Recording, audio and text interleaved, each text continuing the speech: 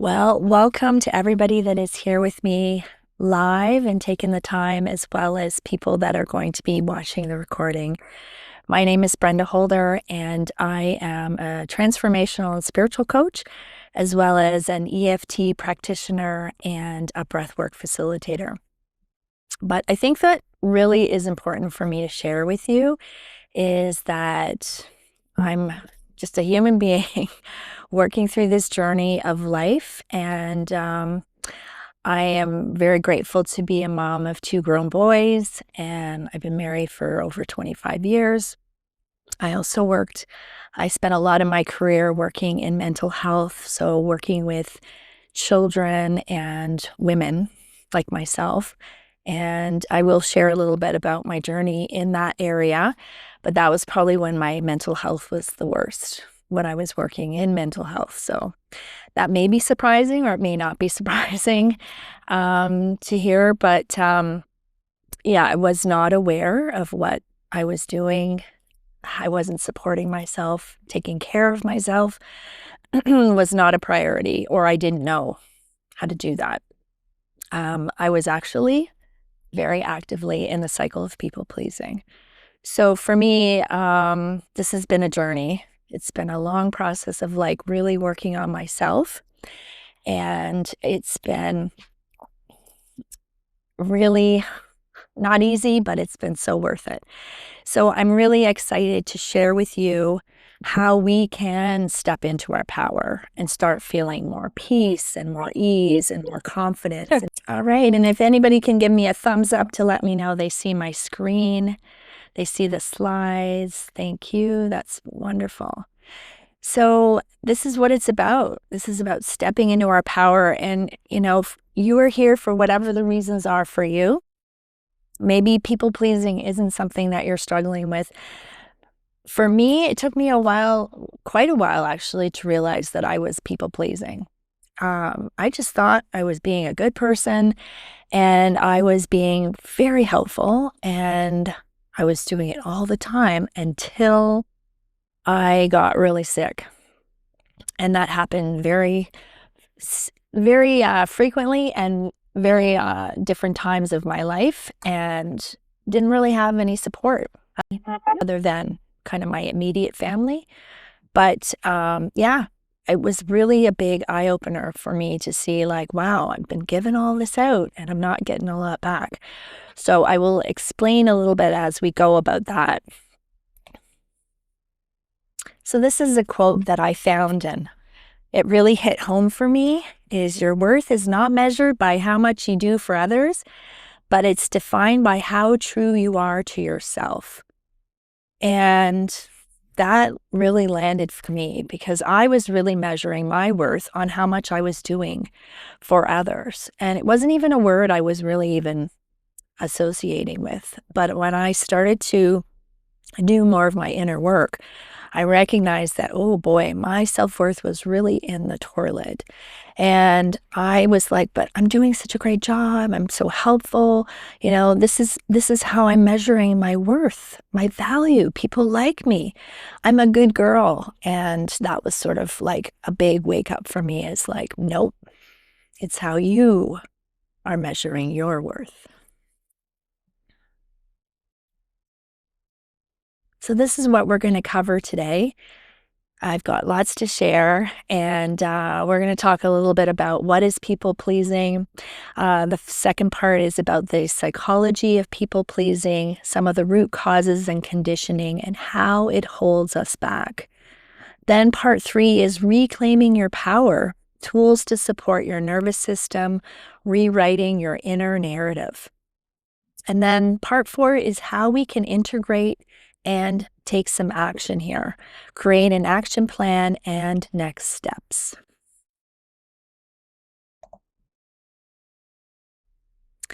So what is people pleasing? Well, if you can see my little illustration, I love this because I think this is a very good illustration of like how we get into this. This is kind of what people pleasing is. It's not something we were born with. We didn't wake up and go or come into this world and say, yes, I'm going to be a people pleaser. I'm going to take on and help everybody and do everything. But yet here we are. Or, we're doing some of this. And it's like, if we're running out of, battery on our phone, we're going to charge it. But why don't we do that for ourselves? Now, these are some of the examples of people pleasing. I would say I'm yes to all of them. And there's obviously way more. But I'm just going to point out a few of them that are really stood out for me is that, putting everyone ahead of yourself. I think too, this call is for women, and whether you're a mom or not, I think that we have just been naturally ingrained with that caregiving role and in some capacity, whether we're caregiving for children or caregiving for parents, or we're in a job where we do caregiving. It just is kind of almost like it's ingrained in us. And I definitely fell into that role. I wanted to be, I think, a nurse when I was a little girl, and I was always wanting to play nurse, and I was always wanting to take care of people.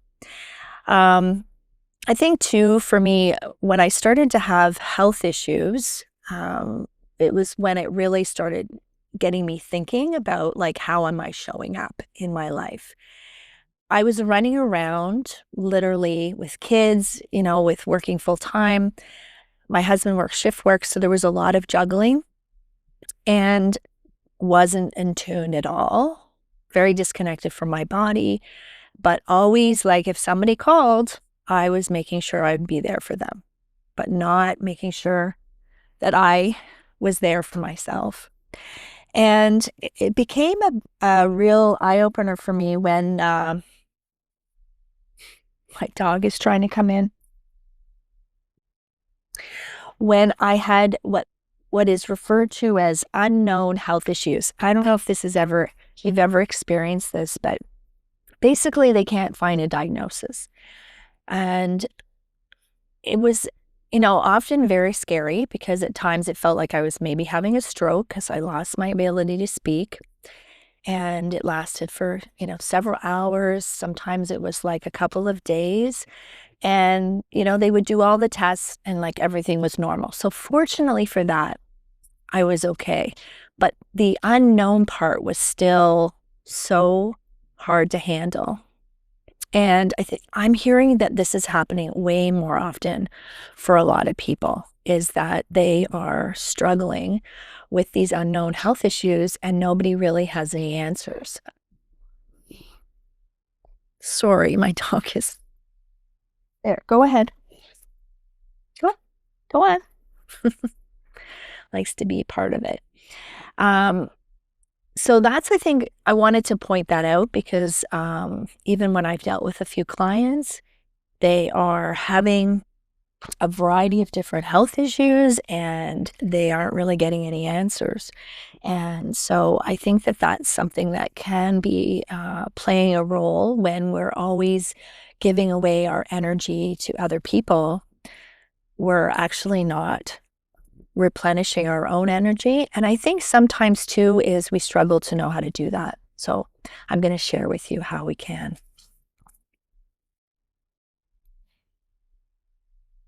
And so here's some of the root causes and conditioning of people pleasing, right? The fear of rejection, the desire for approval, childhood influences and social expectations. I think these are pretty big ones, and I think a lot of this stems from what we may have witnessed as children. Sort of what were the roles that were played in our family, generational as well. I sort of picked up based on what I was aware of is that if I did certain things, I would get a nice little pat on the back. When I didn't do anything, then I kind of felt that rejection. I felt like, oh, I'm not seen. And so I was always trying to go out of my way to be noticed. And this has gone through my whole life. And I noticed, like, as a child, in the schoolyard and trying to make friends, I would have a lot of treats. My grandmother was very generous, was always giving me candies, and kids would flock to me. And then when I didn't have any candies, there were no kids. And I was like, why? Why? Like, I'm a nice person. And so, when you're a child, you're trying to make sense of all this. And so then we stay kind of stuck there and we carry on, even though we're getting older, in our thinking, we're still stuck in that little age. And so how do we break free from that, right? How do we break these patterns? And even the fear of rejection, right? This often is starting when we're a young child. And so the ability to, want to not, upset people, right? Avoid conflict. You don't want to say no to anybody. That can be, oh, they're going to be mad at me. They're not going to be, my friend, or they're not going to, want to connect and talk to me. And so we keep, biting our tongue. We keep, holding ourselves back. And this really plays into the role of our self-worth, right? And how are we, not believing our worth, seeing who we really are, or trying to be somebody else for other people to make them happy so that we don't rock the boat. We'll just do it anyways because it'll just be easier. But is it easier for who? And I think that's the thing we need to think about.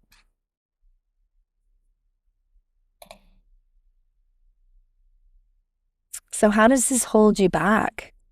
Well, we've got emotional and mental exhaustion. And when we're in this place, we have no capacity.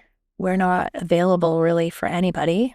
We're probably just in what you would say, probably in a rinse and repeat. You just get up and you're just doing, the same thing over and over again because you have no capacity to do anything else.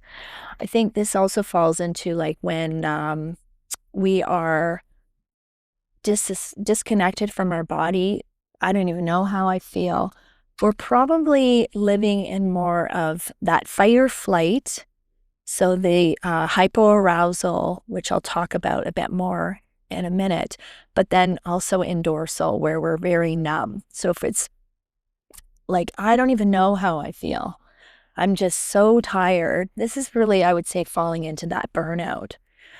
We're just constantly giving, but we haven't replenished and we're not connecting to our emotions, which leads into the feelings of resentment. This was a big one for me as well because always giving, and not getting anything in return.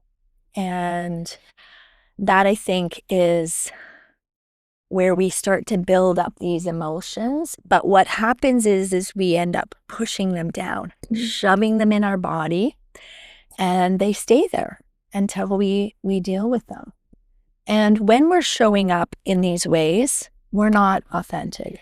We're not being our true selves. We're trying to, be what we think other people want us to be. But that's not coming genuinely from the heart. And then we're missing opportunities. So when we're kind of in this same cycle, doing the same thing over and over, and we're getting frustrated, why is this happening? Why am I still stuck here? Is because we're missing these opportunities, but we can't grow if we keep doing the same thing over and over again. And this was a hard one for me to learn. And I had to really stop and really look at, like, how am I showing up?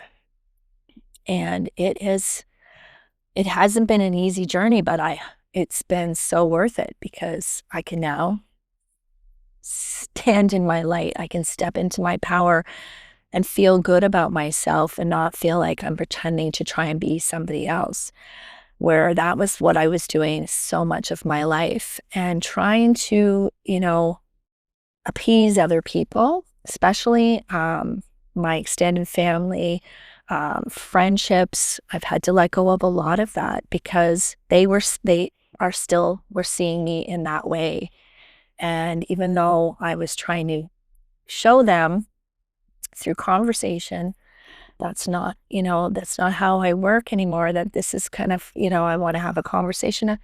Not everyone's going to be on the same page with you. So as you're ready to make these these moves, it's like thinking about what's best for me may mean leaving some of these relationships behind. Um, but I'll tell you, you feel so much lighter and so much freer at the same time, too.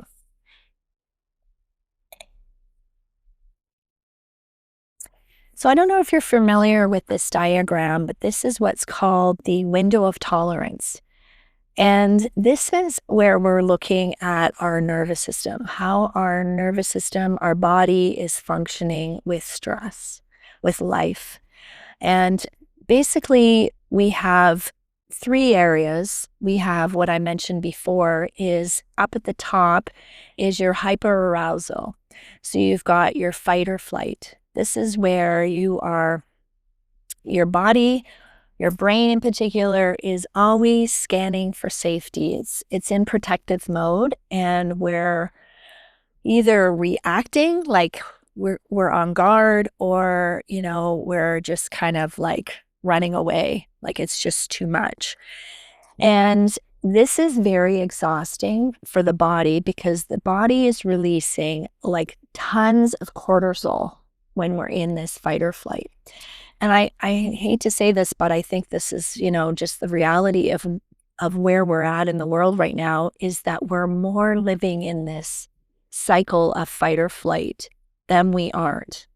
And depending on, what's going on in your life, depending on, if you're watching what's going on in the world, depending about all of those things can be really challenging, and it can really keep you in this spin. The challenge here is that we can't stay in this cycle for long. And if we've been doing it for a while, it's probably going to catch up with us at some point, because our body, we're just exerting so much energy and we're not replenishing. We end up most likely in hypoarousal, which is the dorsal. So the hyper is sympathetic and the hypo is dorsal, which is basically, dorsal is our body shuts down, and it can go anywhere from being numb to, you feel that fogginess in your head, you feel spacey, you're going to feel probably hopeless, also helpless, like I don't know what to do, nothing's getting better, it's just really hard to see that there's any possibilities. And I was definitely in both. I lived in that fight or flight for a long time. And what happened for me is I didn't even know what that middle part was. And that's parasympathetic. That's connection. That's where we want to feel that peace. We want to feel calm. We want to feel present and safe in our body. And I think that's a really important point I want to address here, is that we want to feel that calmness in our body. And yes, it's great to go to the spa and it's great to have massages, but we need to start being able to feel that calmness in our body just when we're sitting at home watching a show. And what happens, I find when I talk to people, is that our mind, our brain has, goes off and starts thinking about things. And the next thing you know, we're feeling some anxiety. We're feeling some panic in our chest, that tightness. And that's because our brain is gone somewhere else, actually, almost like we're reliving this memory. Our brain doesn't know that it's not present. It's just feeling what it's feeling, and the body's responding. And so we want to be in that center spot. We want to be wherever your happy place is, right? Mine is the beach and the forest, being outside, connecting to the ground, right? Nature. That's my happy place. And maybe just think about, like, where's your happy place? When's the last time you actually, got to go to your happy place? And maybe you can go to your happy place by meditating. That's amazing. But I don't think we're spending enough time there, right? We're just maybe having a quick drop in. If we're even doing that, we're kind of flying in and flying out. And the thing is that that's where we're going to do the healing. That's where we can really support ourselves. That's where we recharge our battery. That's where we give back to ourselves. So the connection is really about ourselves. connecting to self. And the other thing too is that we can feel these feelings of peace and calm. And the other feelings, and I will explain this a little bit more later, is that, the anxiety and the fear. We can have those feelings, but I think what is happening is we're staying in those feelings, right? We're always anxious or feeling always worried, and we're always living in that. And that's not healthy, but we don't have to stay there. And so we can have a feeling. It can be an uncomfortable feeling, but I think what we need to do is, how do we do that? Like, how do I feel those feelings and then move on? And that's what I'm gonna share with you. So important to note about the window of tolerance is the window of tolerance, it can vary. So some days your window could be like so big, it's like beautiful, nothing. So basically nothing is bothering you. It's like, oh yeah, there was a little bit of a setback today, but it didn't knock me off my course. Like, I'm here doing my thing. I'm going, everything's smooth. Nope, that's not bothering me. Nope. Oh, you know what? Nobody did the dishes in the sink. Oh, that's okay too. And the thing is, like, those little things, maybe they're not little things to some of us, but for me, that used to just, that volcano, that was me. I would lose it. Or if there was some other change, I could not handle change. I was like, no, this isn't the plan. This is not what we had planned. And I would go it seemed like I was going crazy. And I get really upset and I would start yelling. And then the next thing you know, I've gone unconscious. I passed out. My body shut down. And yeah, nothing ever got figured out. But I can tell you right now that doesn't happen, because I know how to regulate my nervous system.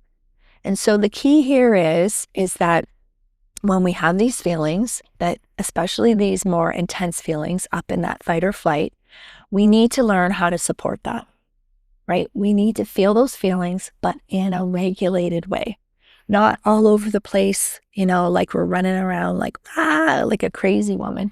We need to do this as regulated as we can. And I'm going to share how you do that.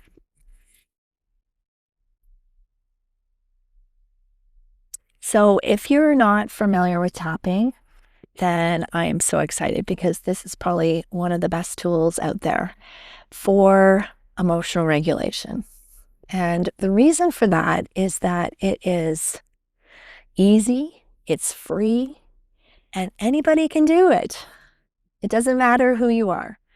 And what I mean by that is literally little people can do it, so little children. And if they can't do it, you can do it for them, because it's an energy modality. And so what that means is that when you are tapping, if you're familiar with acupuncture, this is what we refer to as acupressure. So we are using our fingers, the tips of our fingers, and we are tapping on our pressure points. In EFT tapping, we are referring to 9 pressure points. And the nice thing about this is you don't have to necessarily tap on all of the 9 pressure points, but it helps to move all the energy. In tapping, we also refer to meridians. And meridians are the energy channels that run through our body. We have 12 of them. And if you're familiar with Reiki, they use the central energy system in our body, which is the chakras. And so we've got lots of energy going on in the body. When we start having inflammation in our body, that is when we have a block. And this is a beautiful tool that helps to move that energy. And I'm going to help to explain if you're not familiar with EFT. So it stands for Emotional Freedom Techniques. And when I first learned about this, which is over 10 years ago, this is a modality that's been around for, I would say, almost 30 years.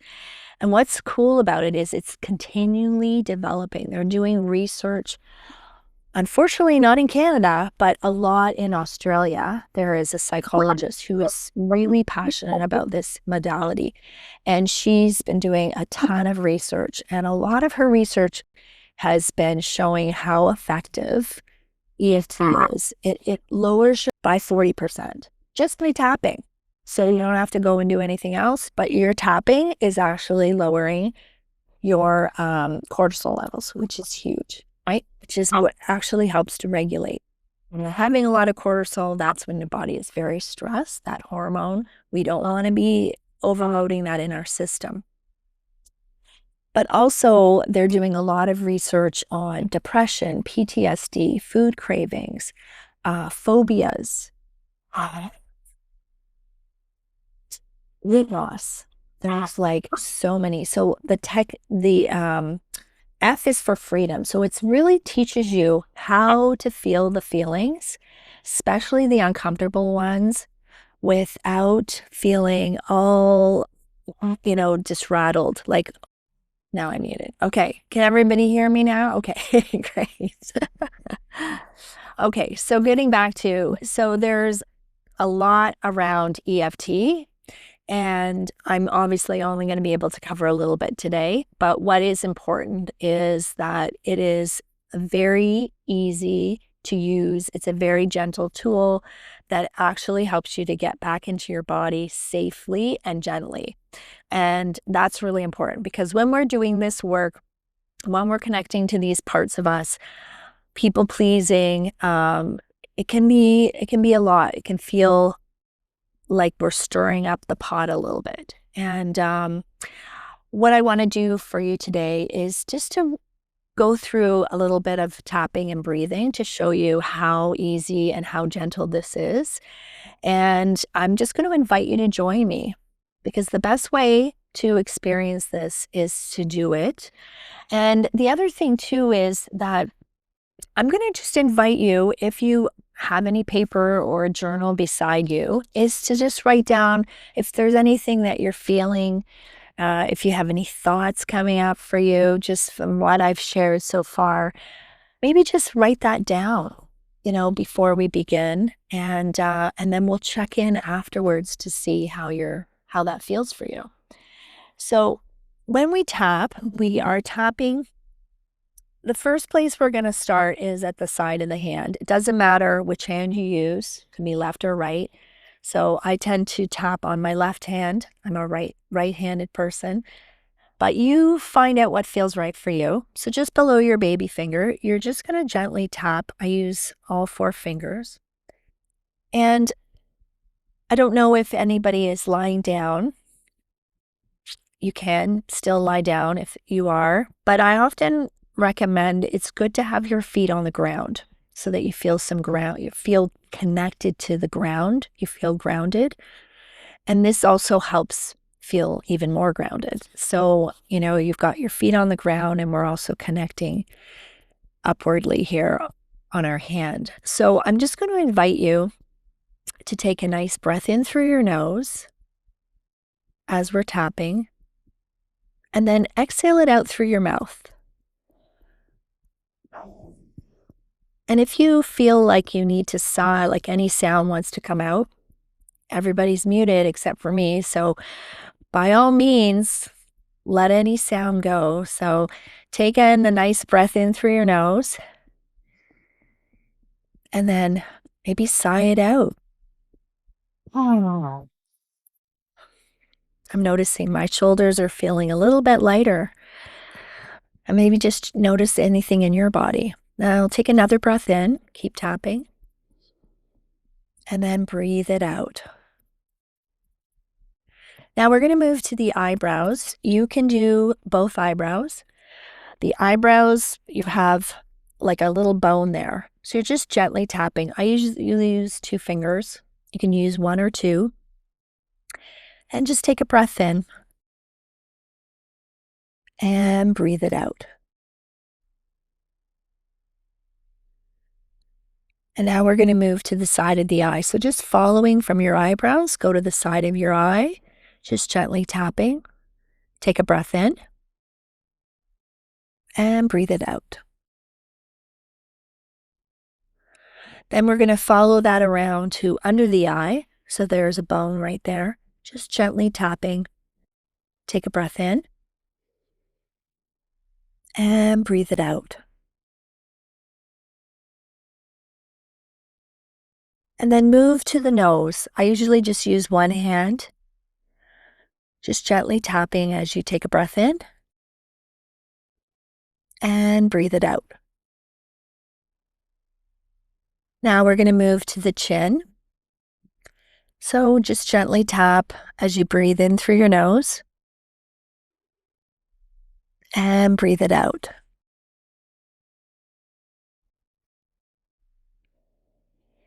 And then moving to the collarbone. So just below your collarbone, actually. Just gently take a breath in and breathe it out. And then we're going to go to the side of the body. So just where your bra strap goes, you can do both hands or you can do one hand. It's really whatever you feel comfortable with. And just take a breath in and breathe it out. And then we're going to go to the top of the head. So it's almost like a piano, or you can do it like this on the top of your head. We have a ton of pressure points on our head. Take a breath in and breathe it out.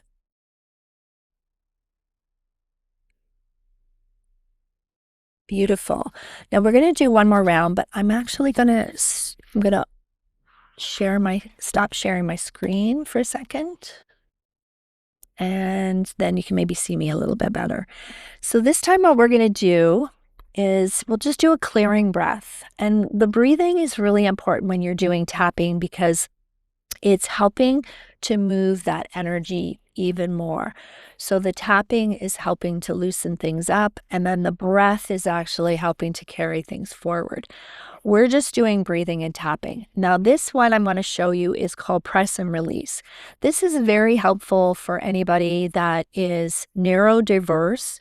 So they're on the spectrum of the autism spectrum. There's ADD or ADHD, because their nervous systems, anyone that's neurodiverse, their nervous system is already overly stimulated. So when we start to do this kind of tapping, it can actually be a little bit too much for them.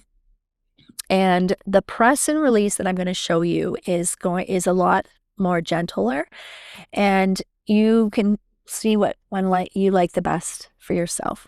So we're going to start again on the side of the hand, and just inviting you, you're going to press into your hand and breathe in through your nose.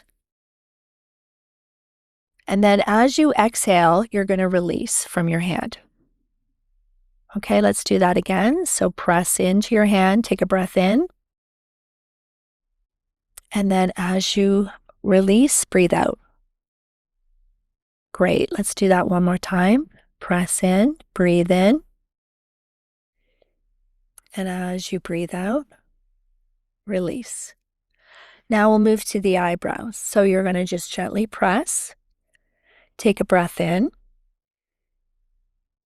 And as you release, breathe out.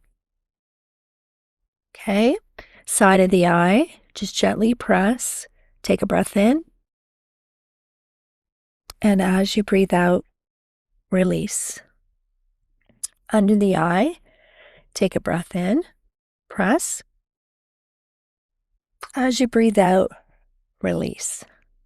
Good. Under the nose, just gently press, take a breath in. And as you breathe out, release. And go to your chin, gently press, take a breath in. And as you breathe out, release. Beautiful. And then just gently pressing, you can even put your hands on your heart. Just press in, take a breath in. And as you breathe out, release. Nice. And then the side of the body, just gently pressing as you breathe in. And as you breathe out, release. And then we go to the top of the head, You're just gently going to press your hand down. Take a breath in. And as you breathe out, release. And now we'll just do a clearing breath. So I'm just invite you to do a breath in through your nose and then exhale it through your mouth. Beautiful. And so I just invite you to maybe check in with yourself. How do you feel now after we did? So what we call that is 2 rounds of tapping. And did you have a preference? Did you prefer this type of tapping, or did you prefer the press and release? I tend to do the press and release before I go to bed. It's a little bit more calmer for my nervous system, depending on the kind of day I've had, and it just helps me to get more settled for sleep.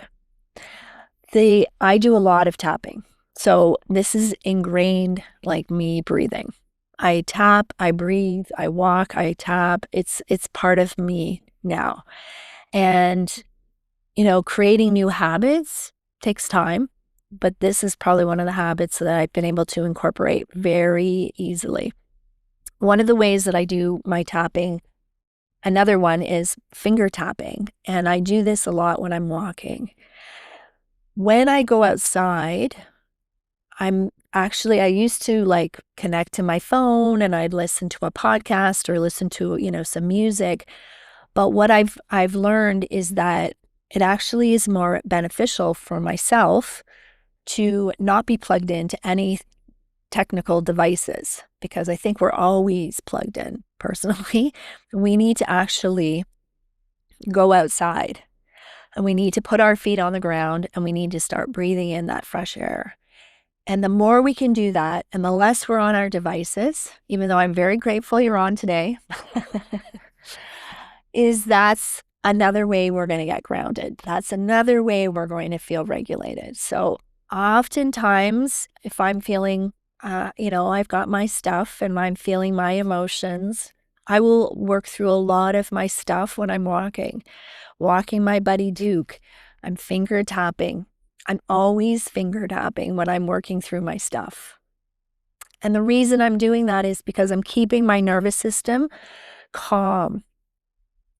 The brain, like my brain, the thoughts, that negative chatter, that monkey brain still exists for me. Okay. But the difference is I'm not living in it. So when I have those thoughts come up, oh, you can't do that. Why are you wasting your time? The chatter can go on and on. Once I start to tap, and this is another favorite place for me, is close to my heart, is it just dims that down, almost like there's nothing there. And I'm like, oh yeah. And then the possibilities show up. So when we start to feel that cycle of, nothing's working, I'm so exhausted, I can't keep doing this. Yeah, you're right. We can't keep doing this.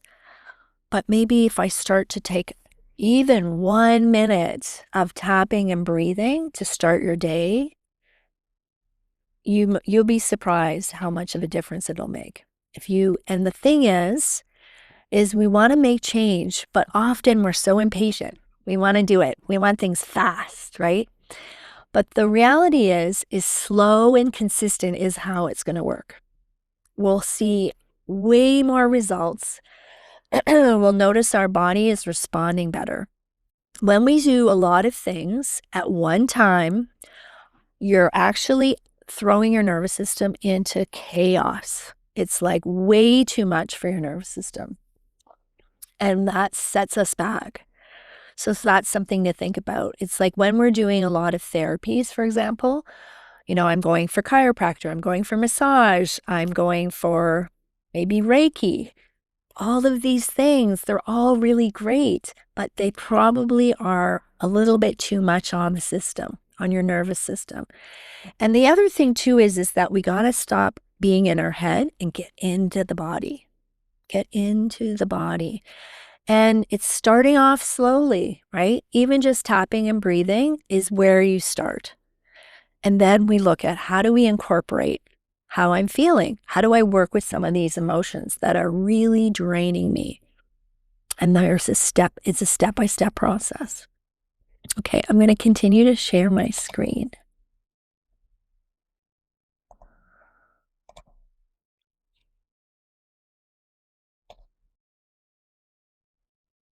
All right, so another really important part of this is how we reclaim our power is how we rewrite our inner narrative. And so I'm just going to invite you to maybe think of a limited belief that, replays in your head and write it down. What is that limited belief that keeps surfacing for you? I think one of them that's, can be popular in that field of people pleasing is feeling that responsible for making others happy. If I don't do whatever this is, if I'm not there for these people, like, I'm letting them down, they're not happy. And that's a limited belief. And we have these programs in our head that we've attached ourselves to. And like I was saying earlier, from the root causes, a lot of this stems from when we were a child. And we are carrying it forward in our life. And the beautiful thing about the breathing and the tapping is that we're softening the body. When the nervous system feels calm and safe, then the brain actually slows down. That negative chatter goes away, and it actually opens us up to possibilities. So we can actually start to create a new belief. So here's a little bit of a little homework if you're interested, is you could write down what your limited belief is. And then ask yourself, how true is that limited belief? Excuse me, I'll just take a drink. And then I invite you to do some tapping and breathing. And if you can't remember, like, oh, wait, were all those points that Brenda did? You're going to have the recording, so you can rewatch the recording. But you can also just find a tapping spot. You could tap on underneath your collarbone. You can tap on the side of your hand. You could even tap like this on your hands. And ask yourself, like, how true is that? Because when we calm down the brain, the monkey brain, then things start to shift. And we start to look at maybe there's a new possibility. Maybe I'm only responsible for my own emotions and choices. But that's the beautiful part about this, is that as we're doing the tapping and the breathing, sometimes just connecting to our breath can help us even, shift that as well. But I find the two are such a great combination, the tapping and the breathing, because it keeps us regulated. Sometimes when we're looking at a limited belief, it might actually feel a little bit triggering. So, just invite you to just, be kind with yourself, right? Just take some breaths, do a little bit of tapping, and give yourself some of that love, that support. That's what that is. It's really giving that love back to yourself. And how can we, change that programming? And so we can start by tapping and breathing and noticing, what's that thought about? Is that even true that I'm even responsible for other people, right? And so just making that subtle change can really make a difference. We don't have to stay in these programs.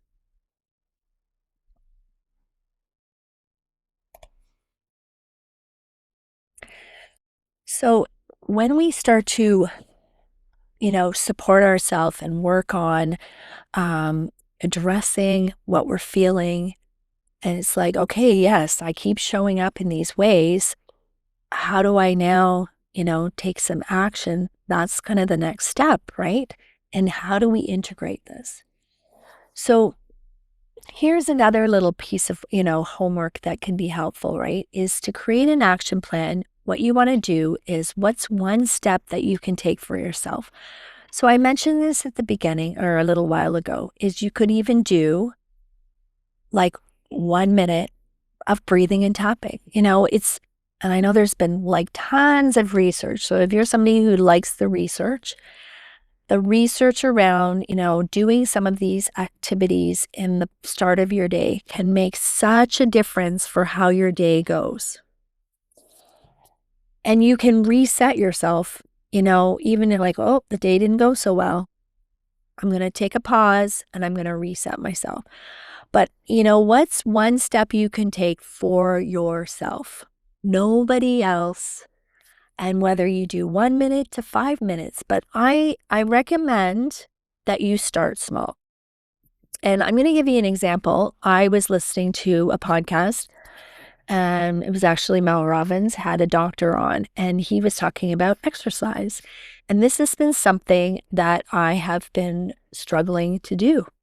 And I know it's important, and I used to be a personal trainer, and I have been struggling to fit it into my schedule. And I have it written, like I have visual reminders, and I've got all of my equipment, like it's visible. I can see it. I have it in my house. And yet I've been bypassing it. And so he talked about when he got up in the morning, he would make his coffee. And while he was making his coffee, he would do his exercises. So it took about 5 minutes. And I went, oh my gosh, that's brilliant. Why didn't I think of that? Was my thought. And so I've been doing it every single day. It's been over a month now. I think I missed one day because I was sick. But yeah, I set the timer on my phone and I do a variety of things. They're not necessarily the same thing every day, but I may do squats. I might do some, weights with some, bicep curls, some ab work. But I do it. It may go a little longer, but I'm kind of in that framework of that 5 minutes. And that's kind of how I start my day. And then I do my tapping. I love to tap in the shower. And there's something about the water running down my body. And then I will even just tap here or sometimes tap right here. And even just shaking or dancing, because we're helping to move that static energy in our body. And if you wake up and you're feeling really stiff and you're feeling achy, the best thing is to move, right? Is to shake or tap, depending on your mobility. The best thing is to move. And what we end up doing is we kind of like, it hurts, it's uncomfortable, it's tight, we kind of stop moving. And the body is like, no, we got to move this. So just some thoughts of give it a try and see how you like it. But that was a great way for me to start, was like setting at 5 minutes and starting this practice. Because the idea here is, if we want to, incorporate something, we've got to make it achievable. If we make it too broad, it's more likely we're not going to do it. And the other part that you want to focus on is, what's the intention you want to set for yourself, right? Is how do you want to feel when you're doing this? And the feeling is really important because it's connecting to the body. That's what the body is going to connect with, the feeling. So when I'm doing this, I'm feeling more relaxed, or I'm feeling more peaceful, or I'm feeling happy. Maybe that's like, what is it you want to feel? And we need to start connecting to that. And noticing too, even going back to like the limited beliefs, is what are the feelings that you are noticing? Are they positive? Are they, and I'm going to share something with you about that. So this is a really great journal exercise, is to write down what feelings you're noticing, right? Comfortable or uncomfortable, that are showing up for you. And doing a check-in. Put them on a scale of 0 to 10 and sort of like what's present. When we're feeling some of those more uncomfortable feelings, is giving yourself permission to feel those feelings. And so it doesn't feel like it's just too much, excuse me, I'll just invite you to bring in some tapping. If it's feeling like there's a lot of sadness, then just inviting in that tapping, because that will help your nervous system, your body, to be able to support that and allow us to feel. I think, with the way that we've been sort of programmed in society in general, is that a lot of the more uncomfortable emotions like anger and sadness, depression, anxiety, we haven't been really taught how to work through them in a safe and gentle way. And so what happens is that we just we don't know what to do. And oftentimes we're going to the doctor and they're giving us some medication. And you know what? Often that can be very helpful, but it's not actually helping us to work with those feelings. So sometimes we need that support to be able to, get to a place where we can address it. But we want to start to connect to these emotions and learn how to work with them. Because when we don't, they run the show. Fear and anxiety will hold us back, almost like prisoners. They'll keep us locked in our life, and they don't have to. I'm proven here of somebody that, I didn't have a voice. I didn't feel like my voice mattered. I didn't feel like, I had anything to contribute. And I started a podcast a year ago. I'm sitting here, sharing these tools with you because I see how much they work. Everything I'm sharing with you is something I do. And so the more we can take these gentle and safe approaches to supporting ourselves, checking in with ourselves, that awareness is the first step. And then we can start to integrate. Okay, I'm noticing, I'm feeling a lot of sadness. Okay, this is how I can support myself, and working with that.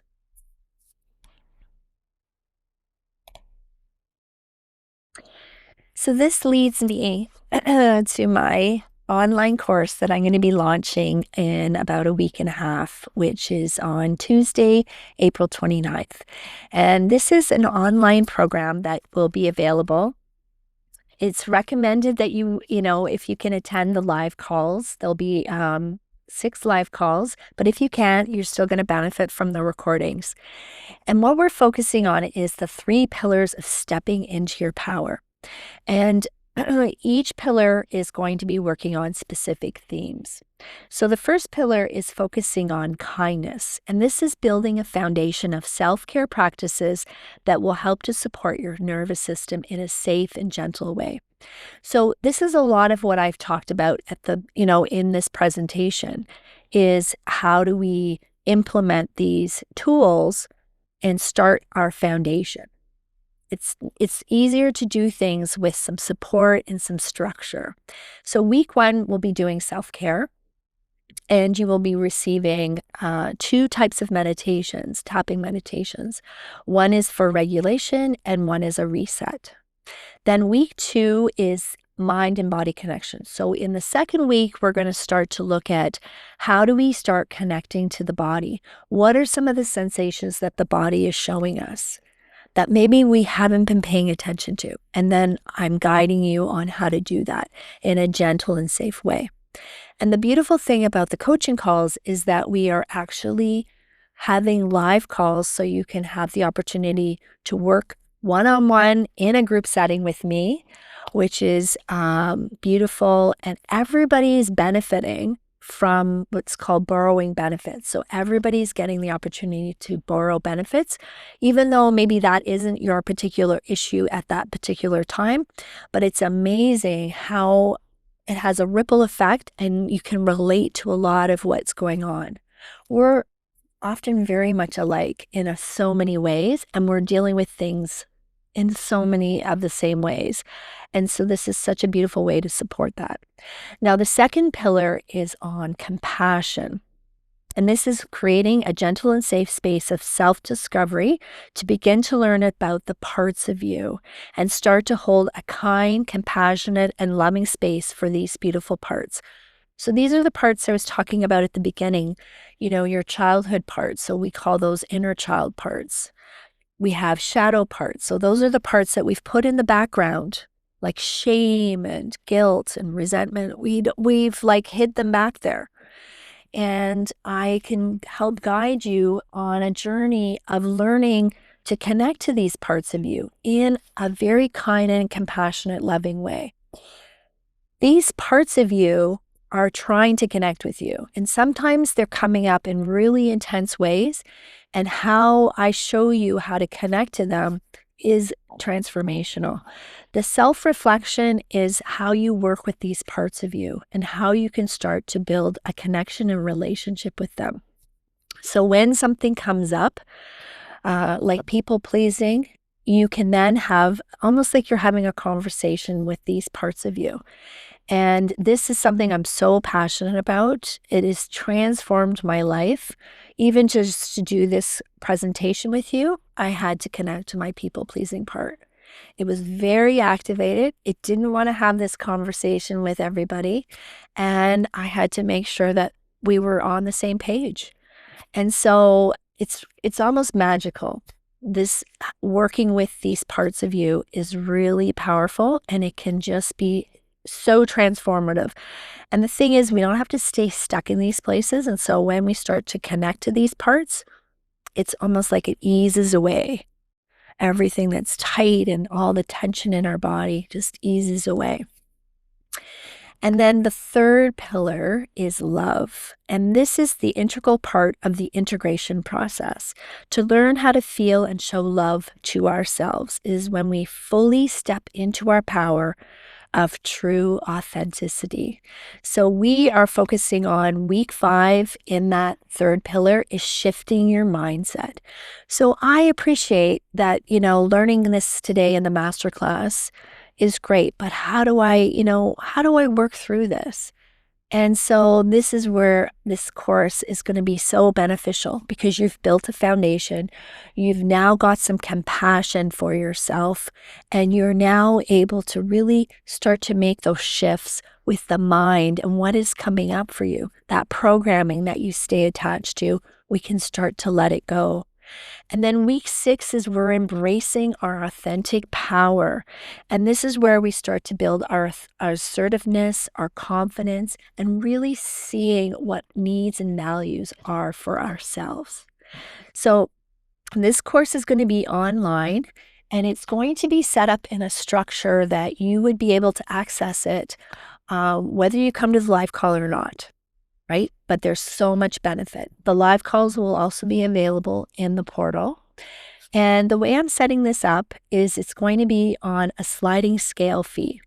So it will start at $150, which works out to $25 per each week session, which is such a huge savings. And then it can go up anywhere from $300. So you have an option of paying anywhere between the $150 and $300, whatever feels right for you. You can also personally reach out to me if you want to do this course with me, but you're financially needing some support, then let's have a conversation, because I'm really about making these tools as available and supporting people, women especially, to step into their power so that you can be your true authentic self. And even if people pleasing is not something that you're struggling with, that's okay, because where are you holding yourself back in your life? Where are you feeling like you're stuck and you're not moving forward in the way that you would like? So I will be sharing all of this all the information with you in an email, so you don't have to worry about writing anything down, and that will be coming to you very shortly. And please reach out if you have any questions. I'm really excited to go on this journey and really stepping into our power. It's going to be so wonderful, and yeah, I'm really excited to do this work with you all. And I think that wraps us up for today.